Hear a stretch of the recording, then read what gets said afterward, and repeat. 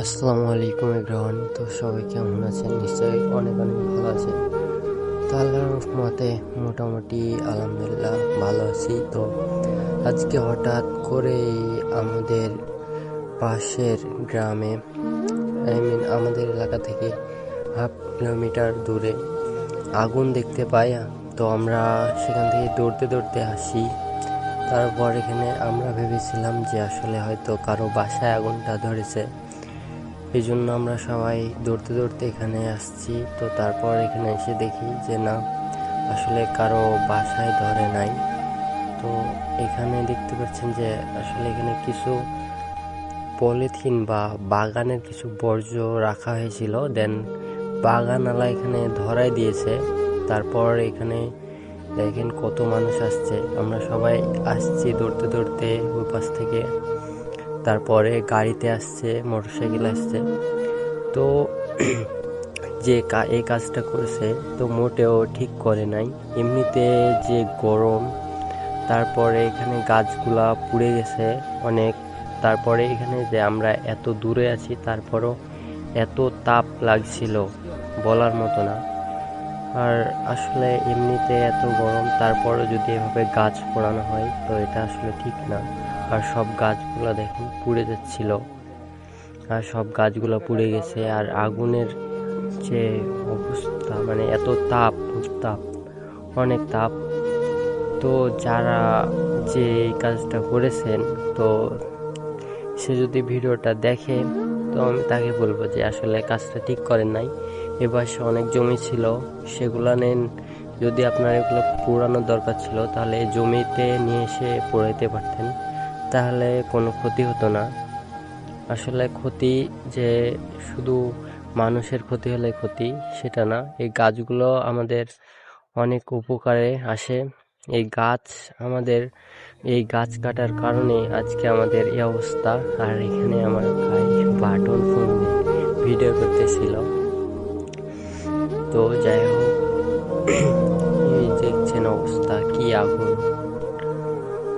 তো সবাই ভালো থাকবেন। আর যারা বা যে কাজটা করছেন তার উদ্দেশ্যে বলি যে এ ধরনের কাজও করবেন না।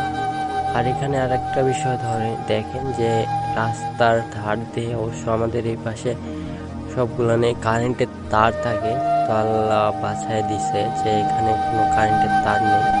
কারেন্টের তার থাকলে অবশ্য অনেক বড় ক্ষতি হয়ে যেত।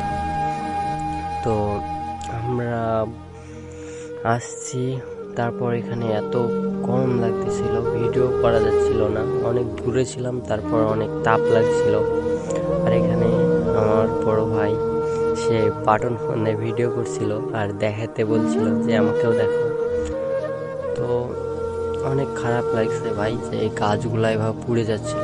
আর এখানে আশেপাশে কোনো পানির ব্যবস্থা ছিল না, এখানে আসলে তেমন বাড়ি ঘর কিছু নাই।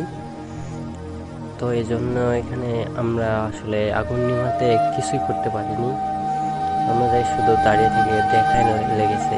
অনেক মানুষ ছিল, বাট এখানে পানির কোনো ব্যবস্থা না থাকার কারণে আমরা গাছগুলো বাঁচাইতে পারি নাই। গাছের অনেক ক্ষতি হয়েছে, যেমন সব গাছে কম বেশি আগুন ধরে গেছে। তারপরও এখন আল্লাহ বাঁচাই দিছে যে এখানে কোনো বিদ্যুতের লাইন ছিল না। আর দেখেন সবাই কত মানুষ আসছে এখানে। আর ওপাশ গাড়ি চলাচল কিছুক্ষণের জন্য বন্ধ হয়ে গেছিল। তো আসলে আপনারা একটু সচেতন হবেন যে কোনো জায়গাতে এমনিতে এখন অনেক গরম, তো এভাবে আগুন যেখানে সেখানে ধরাই দেওয়া ঠিক না। দরকার হলে তো দেখেন কত জমি পড়ে আছে, এই জমিতে নামায়ও ধরানো যায় তো আগুনটা। তো আপনাদেরকে এতটুকুই জানাতে চাই যে এখন অনেক এমনিতেই গরম, পানি নাই, কোনো কিছুই হচ্ছে না, বৃষ্টি হচ্ছে না। তারপরে এভাবে যদি গাছ পোড়ায় আমাদেরই ক্ষতি। আমাদের আরও দরকার বেশি বেশি গাছ লাগানো। আমাদের উচিত উদ্যোগ নিতে হবে বেশি বেশি গাছ লাগানো।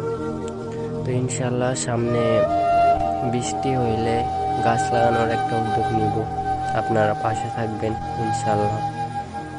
আর এটার লোকেশন হচ্ছে জুগিড্যাং মোড়, জুগিড্যাং বলে এলাকাটা। তো জুগিড্যাং এটা ৭ নং দেওপাড়া ইউনিয়ন পরিষদ, গোদাগাড়ি থানা, রাজশাহী জেলাতে। তো সবাই ভালো থাকবেন আর একটু সচেতন থাকবেন এখন এই গরমে। তো আল্লাহ হাফেজ, সবাই ভালো থাকেন।